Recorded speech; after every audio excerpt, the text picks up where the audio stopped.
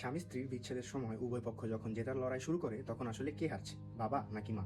উত্তরটি হলো কেউই নয়। হারছে আসলে তাদের সন্তান।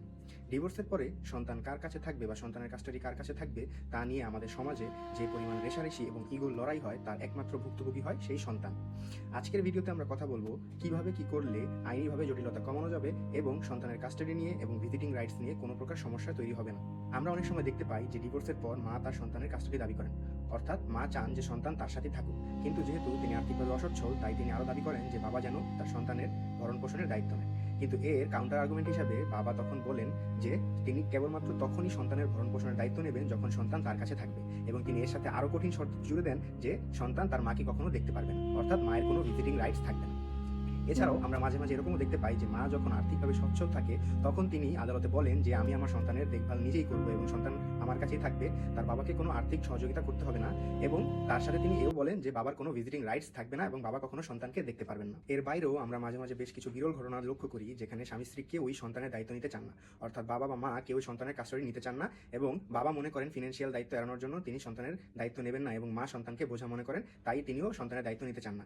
এক্ষেত্রে তাদের রেষারেষি বা ইগোর লড়াইয়ে সবচেয়ে বড় ভুক্তভোগী হয়ে দাঁড়ায় সন্তান নিজেই। আবার আমরা এমন অনেক দম্পতিকে দেখি যারা অর্থনৈতিকভাবে স্টেবল, অর্থাৎ তাদের অর্থনৈতিক কোনো সমস্যা নেই, তখন তারা উভয় পক্ষই সন্তানের কাস্টাডি নেওয়ার জন্য আইনি লড়াই শুরু করেন এবং তারা উভয় পক্ষই চান সন্তানের কাস্টাডি নিজের কাছে রাখতে, এবং তারা আরও শর্ত জুড়ে দেন যে সন্তান যদি মায়ের কাছে থাকে সেক্ষেত্রে বাবা কোনো ভিজিটিং রাইটস পাবেন, অর্থাৎ বাবা সন্তানকে দেখতে পারবে না, এবং সন্তান যদি বাবার কাছে থাকে সেক্ষেত্রে বাবাও চান না সন্তান যেন মাকে দেখতে পারে।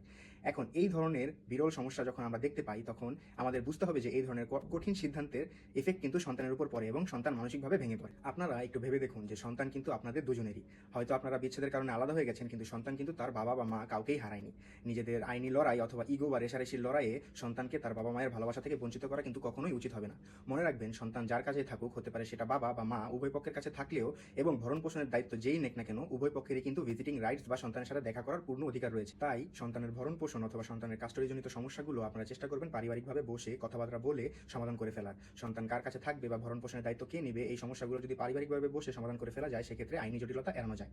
তবে কোনোভাবে যদি পারিবারিকভাবে সমস্যাগুলো সমাধান না করা যায় তখন সেক্ষেত্রে পারিবারিক আদালতে এই ব্যাপারগুলো সমাধান করা যায়। এক্ষেত্রে যিনি সন্তানের কাস্টাডি চান অথবা সন্তানের সাথে দেখা করার অধিকার বা ভিজিটিং রাইটস চান তিনি পারিবারিক আদালতে সরাসরি মামলা করতে পারবেন।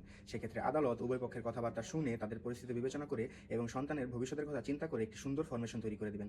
আদালত ঠিক করে দেবেন সন্তানের কাস্টাডি কে পাবে এবং ভিজিটিং রাইটস কিরকম হবে। সকল দিক বিবেচনায় আদালত এই সমস্যাগুলো সমাধান করে দেবে। আদালত কখনোই চায় না সন্তান যেন তার বাবা মায়ের ভালোবাসা থেকে বঞ্চিত হোক, তাই আদালত এইসব বিষয় খুবই সেন্সিটিভ এবং সুন্দর সমাধান তৈরি করে দেবে।